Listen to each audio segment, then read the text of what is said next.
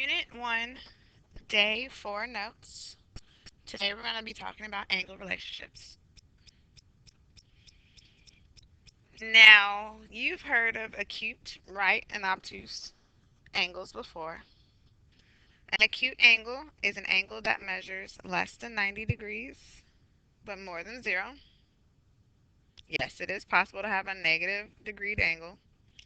So again, less than 90 degrees, but more than 0. So an example of an acute angle is, of course, 30 degrees. A right angle is any angle that is exactly 90 degrees. So a right angle will be straight up and straight across, and we'll use a little right angle box to indicate that it is a 90-degree angle, or we'll actually write 90 degrees. Obtuse angle is an angle that is between 90 and 180 degrees. So an example of an obtuse is 120 degrees. A straight angle is an angle that measures exactly 180 degrees. So it looks like a perfect straight line, and I'll do the best I can. And obviously that's not that great, forgive me, but 180 degrees.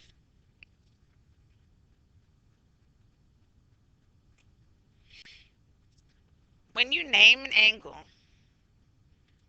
there's three ways angles can be named. Angles can be named with numbers,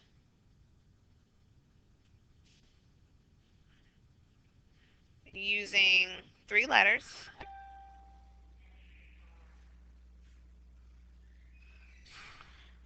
and sometimes, very rarely, using one letter.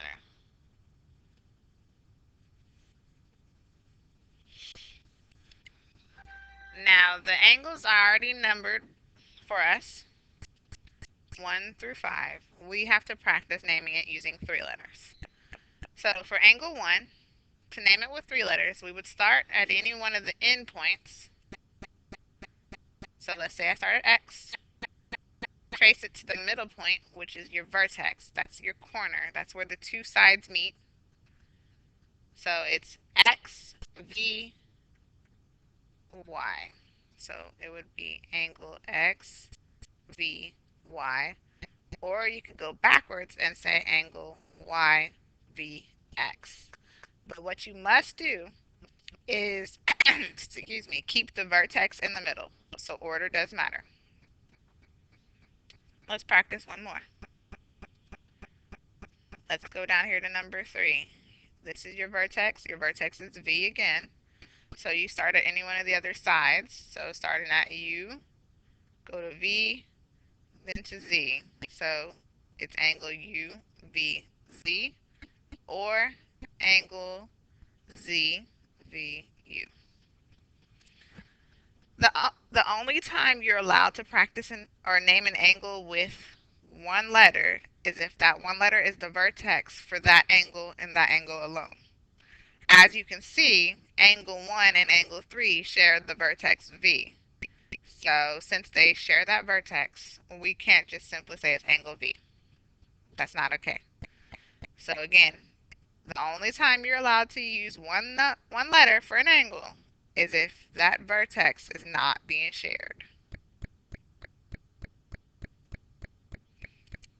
So now we're going to talk about adjacent angles, linear pairs, and so on and so forth. Adjacent angles are two angles that share a side. They're also known as next door neighbors angles. So an example of adjacent angles could be something that looks like this.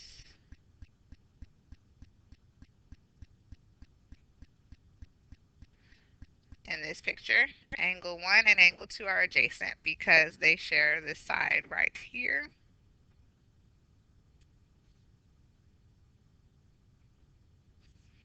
Okay. A linear pair are two angles that are adjacent and form a line. So together they measure 180 degrees. So they have to be next door neighbors and form a straight line. So you would expect to see a straight line,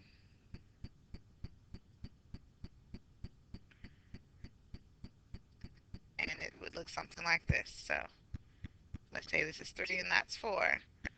Together, 3 and 4 form that line, 180.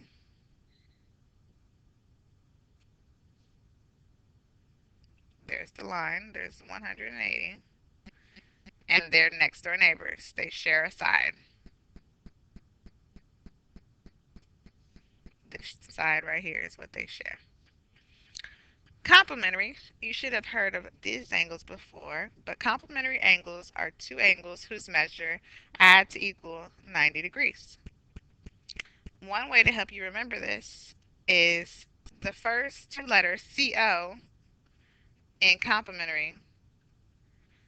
You can form a 9 with the C to help you remember 90 degrees.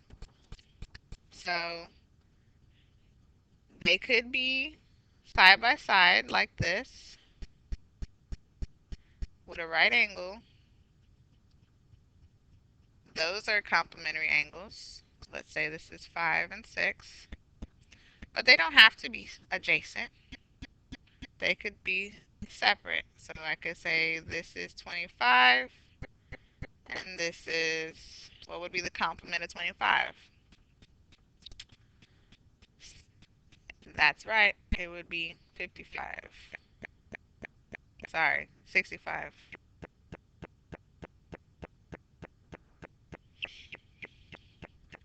So for complementary pair, they don't have to be touching at all. They just have to equal 90 degrees together. For supplementary, supplementary means that they add up to equal 180. Supplementary gets confused oftentimes with complementary. So just be careful that you don't mess those two up. Again, they can be adjacent, but they don't have to. So the linear pair example from above would be complementary. So supplementary. Angle 3 and 4 from above were supplementary.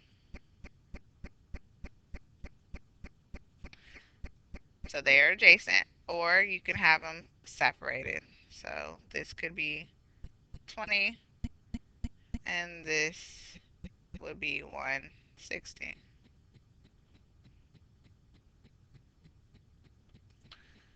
Vertical might be new. Vertical angles are two angles formed by two straight lines, also known as bow tie or kissing angles. They only share a vertex, and their measures are going to be congruent. So for my vertical angles, I'm going to make sure I use exactly straight lines, so bear with me. But here's a line, here's a line, formed by two straight lines. They only share a vertex.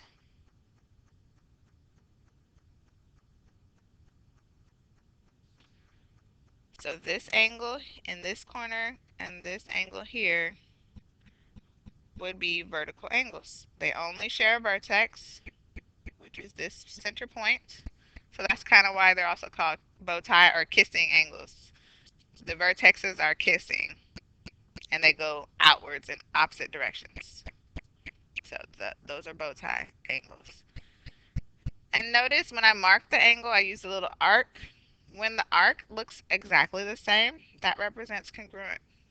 Just like we had tallies for segments, you have arcs for angles that represent congruent.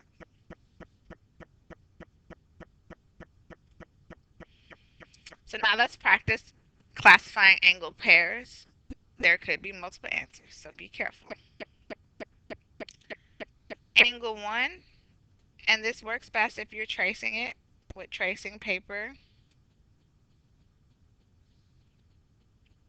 or colored pencils or highlighters, whichever you have at your disclosure. Angle 1 is this angle here.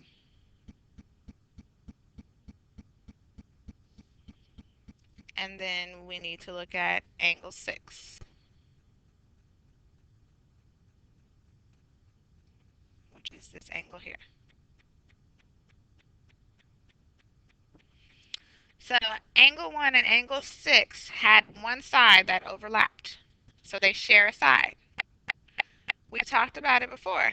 If they share a side, they're next door angles or next door neighbors, so they're adjacent.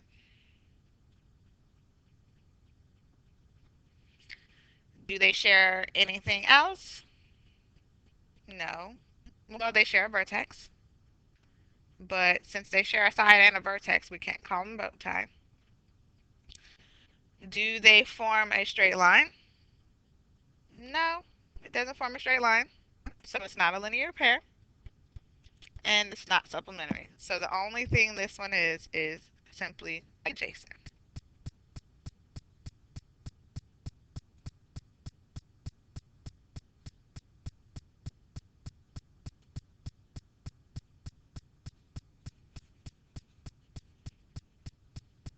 All right, let's look at angle 4 and 5.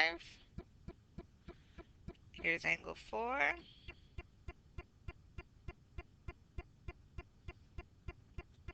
And here's angle 5.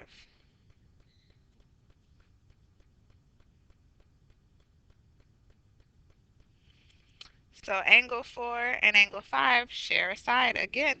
So they're next door neighbors. So they're adjacent.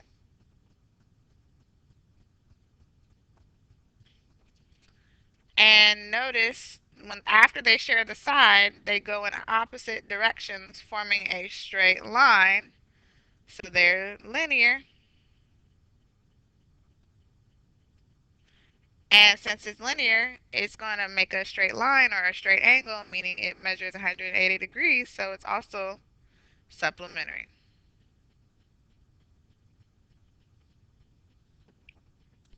So it could be all three of those. So write all three. Anytime it's linear, automatically you should write down adjacent and supplementary.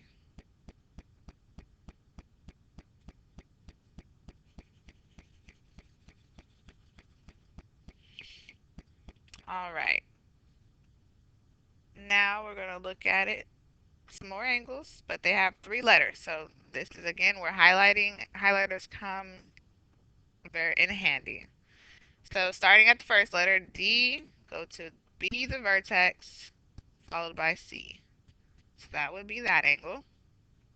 You need to learn how to understand how to read angles correctly. And then A, B, G. So there is some overlap. The only part where we see overlap is at the vertex, the middle or corner piece. So since they only share a vertex and they're formed by two perfectly straight lines, that means those are vertical or kissing angles. Excuse me.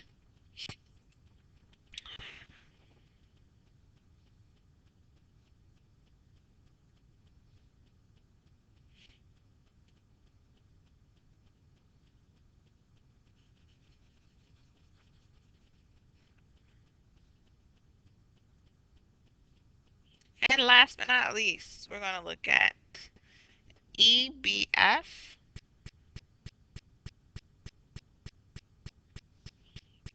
and FBG.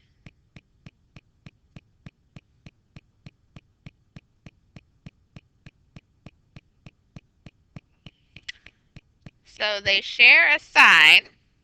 They're next door neighbors, so they're adjacent.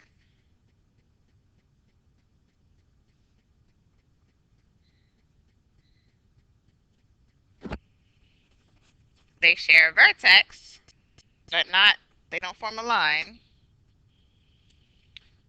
They both form together the 90-degree angle, so they're complementary.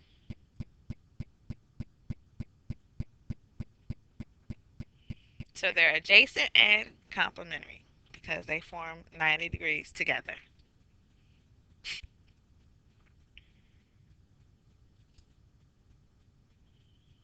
And this concludes your notes for this lesson.